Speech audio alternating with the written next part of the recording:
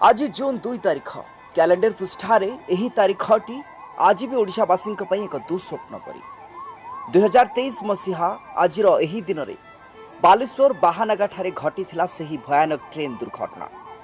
Coromandel express केमिति काल साजी आउ रेल धारणा केमिति रक्त रंजित हो पड़ा से ही दृश्य आज भी आखि आगे भासी आसुछि। शह शह जीवन चलीगला, हजार परिवार भांगीगला। ओडिशा इतिहास रे यह एक कला अध्याय।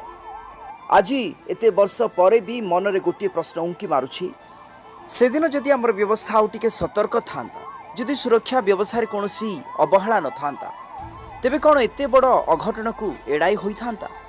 कौन सही निरीह जीवन गुड़िक बंची दे थांते? आज सही शहीद होइतवा यात्री मानक प्रति गभीर श्रद्धांजलि कामना करुछु। ओडिशा माटी आउ केबे एमिति दिन न आसु। बाहानगार सही करुण स्मृति आज भी समस्तंकु भितरु दोहलाई देछि।